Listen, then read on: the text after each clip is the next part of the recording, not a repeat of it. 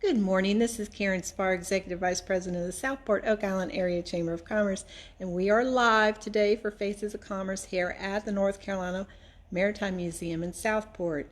And yes, we are keeping our social distancing. Hey, Lori. Good morning. And we are going to take you on a wonderful tour of the North Carolina Maritime Museum at Southport, because I know you all are getting a little stir crazy, and we've got it right here for you.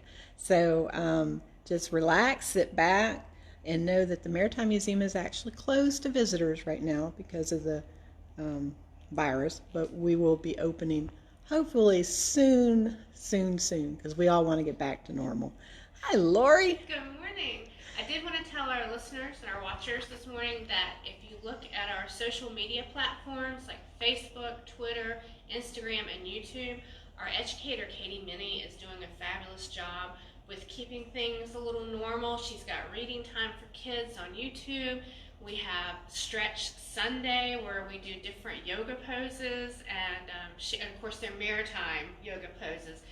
Yesterday I had to do crab pose. So we're all doing different things to engage with the public. So look at those platforms. Some of it's fun, some of it's educational, some of it was all educational, but all of it will kind of keep you feeling more in the groove of the maritime coastal community. So definitely look at those, and you can find us all just typing in NC Maritime Museum at Southport. That's great. Well, Katie, this museum has changed a lot over the years. I remember when Mary Strickland and Wayne started it up on Moore Street, or Howe Street. I think it was on Howe Street on first. Howe Street. It's now the Ports of Call restaurant. And so if you can imagine all of this history being piled into that one area, it was pretty significant and amazing because you could walk in and see something new every single time you were there. And now we've obviously expanded quite a bit. We can walk through and talk about the different exhibits that we have. Okay. Well, let's take a walk. This is going to be fun to take a 6-foot walk. I know, I keep walking. So we start with our first indigenous mariners that were here in the lower Cape Fear, and we talk about the ways that they fished and lived in the community. Of course, they're traveling by dugout canoe, so we have artifacts from that period and wonderful dioramas to talk about fishing weirs and different ways to catch fish, some of the vegetables and food ways that the eastern woodland Native Americans would have utilized during this time. And we also have great interactives for kids. If you see a blue hand, that means that open it, investigate, learn, so that you can see different artifacts and interact with them. We also talk about, of course, piracy. Our exhibit, while focusing on Stede Bonnet, our local pirate, we also talk about piracy in general and how piracy was very different from your common jobs during the age of sail, whether you were in the Navy or if you were on a commerce vessel. Pirates had different codes, different living conditions, and so we talk about that as well. And of course we've got our sail. It's absolutely beautiful, if I do say so myself. And we have lots of volunteers who help us with mending sails and mending line and teaching knots and things of that nature. So it's really great that we have the wonderful volunteers that we do. Do you need new volunteers all the time? Oh, all the time. We always need new volunteers. And you don't necessarily have to know how to tie knots or be an expert in maritime history. If you just enjoy greeting the public or want to work in the gift shop, or perhaps you want to help Katie cut out 100 canoes for classes. You know, when we reopen, if someone is interested in being a volunteer, we'd love for them to come down. There's always something happening, so they won't be bored for certain. That's great. Now we have our Colonial Exhibit. It's one of my favorites. We don't delve too much into Brunswick Town because they have a beautiful site that you can visit when they reopen, because they're also part of natural and cultural resources. and so all of our facilities are closed except for the parks at this time. So when they reopen, you can see more of their history as well. But we talk about Charlestown, which was only accessible by water. We talk about Brunswick. We also talk about naval stores, which was our largest commodity during the colonial period. Then we have, this is my favorite, we have Janet Shah. And Janet is a lady of quality, as the book states. And she was educated in Edinburgh, grew up in Scotland, visited right before the outbreak of the American Revolution, and she gives real ideas and thoughts about a loyalist woman loyal to the King of England in an area where clearly the patriots were seeking freedom and independence. So if you want a good read while you're sitting at home, that is a wonderful book. You can get it online for free at Google Books. Since you can't come to the museum and purchase it, try Google Books and pick it up. It's really interesting about our area. Some of our volunteers laugh because she annoys them because she's not very thoughtful about our community. She thought Wilmington was a hovel and that Brunswick, the whole area, was just sparse and not well populated. But of course, when you come from an area like Edinburgh and you see sand and pine trees and a few cottages scattered about, her interpretation may have been biased, but it is a great read to learn about our community. Speaking of quarantine, and our 6-foot distance, we have great interactives about the last quarantine station that was here in the Southport area. Maybe people don't understand what a quarantine station is. Oh, well, let's explain that. Yeah. So, as you can see, the quarantine station stood right outside in the water. It's right past the channel that we have today, and many of you have, if you've been in a boat lately, you've seen the concrete platform that sits right outside of the channel.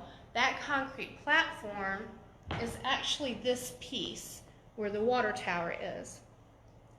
Vessels would come up to the river, they would stop, they would be inspected to make sure people were not sick or they weren't carrying bad cargo. Some vessels, if the water was very rough at that time, they may come in and be lifted up and put in a boathouse and be inspected. And then once that quarantine check was over, if you were cleared, you would steam up or travel up to Wilmington and drop off your goods. And we have interactives as well, right beside you, Karen. These are all our little germs, and these are historical germs. So these are things that people would have caught during that time. We have a mosquito there for yellow fever. Yellow fever was very real during the 19th century. People would contract that, and they didn't know that the mosquito caused it.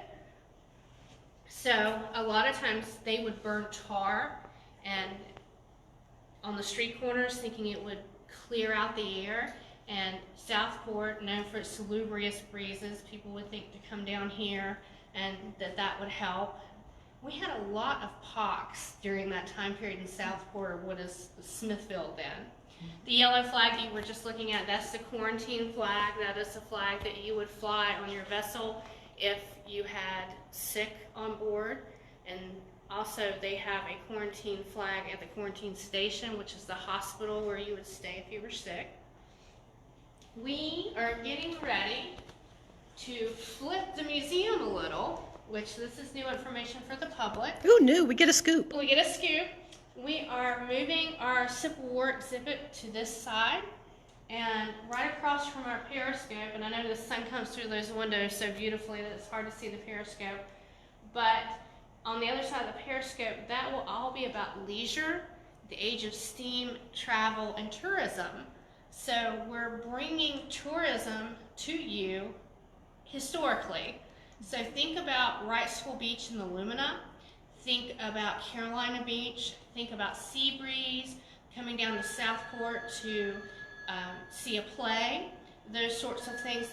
Traveling down the steamer Wilmington, from Wilmington all the way down the Cape Fear to our areas, visiting Bald Head, those are the types of topics that will happen in this exhibit.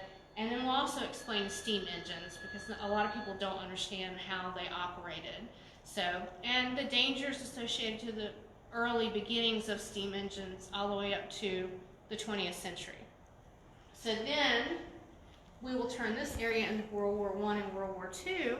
So the whole side of the museum will be chronological.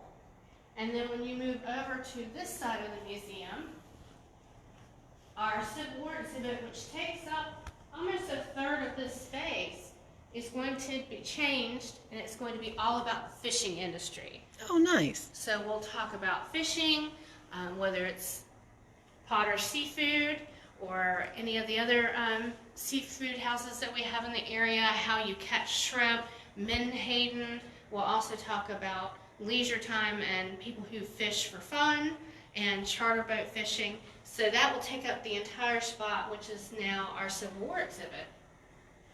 Very nice. I'm sure you'll have the U.S. Open King Mackerel Tournament in there, right? Of course. And this was one of our newest exhibits. This is on hurricanes. And when you look to your left, there is the hurricane flag from Hazel.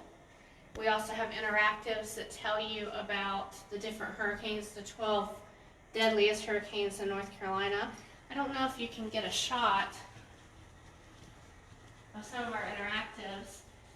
This is our weather tower, and so people can raise the flags to warn the sailors in the community about hurricanes. You can touch your interactive screen, and it will teach you about the different hurricanes. So if you wanted to learn about Florence from 2018, you press Florence. It shows you where she started, how she gained in strength, and then all the way up to our little neck of the woods. And then we have photographs. That's pretty cool. And different types of newspapers. So depending on what hurricane you're interested in, you can click on it and learn all about it. I love that. It's awesome.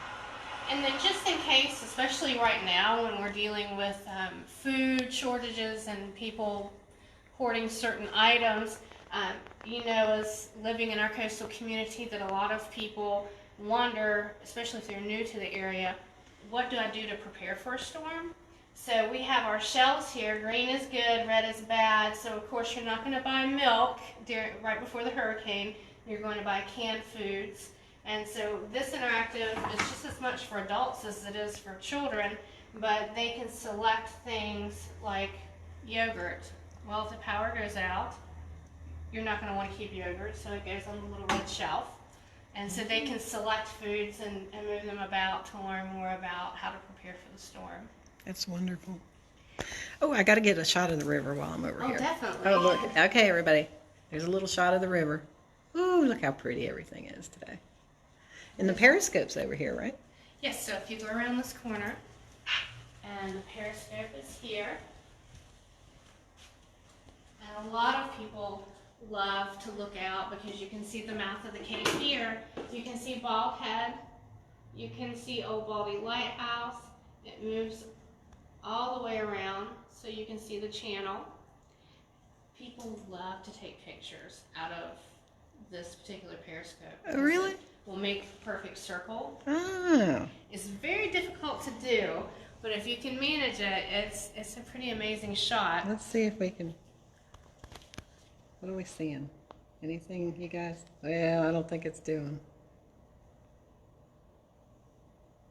No. Oh, you almost had it. Almost had it. Sorry, guys.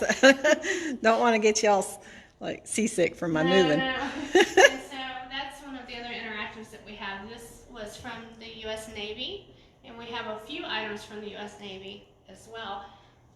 Also, last but not least is our exhibit on the U.S. Coast Guard. And this is over at the very end of the exhibit hall. It discusses the formation of the Coast Guard. So We love our Coast Guard. Oh, we do. And you can see the different stages and learn about the life-saving service, and you can learn about the revenue cutter service, the saving services, and how they meld into the U.S. Coast Guard. We have a wonderful model of the Diligence, which we know is leaving soon.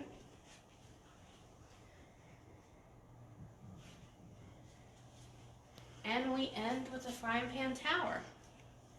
So here, one of the last chiefs that was on the Frying Pan Tower, we did a oral history with him, and you can pick up the phone and hear stories about what life was like on the Frying Pan Tower.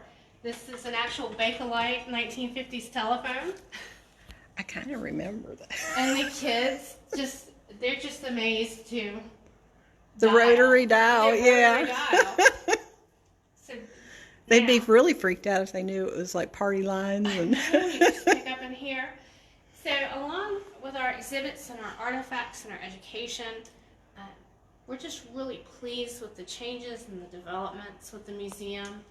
And now that Katie is doing so much on social media, don't feel like you're disconnected from us. Although the building is closed, you can still see us on all those social media platforms.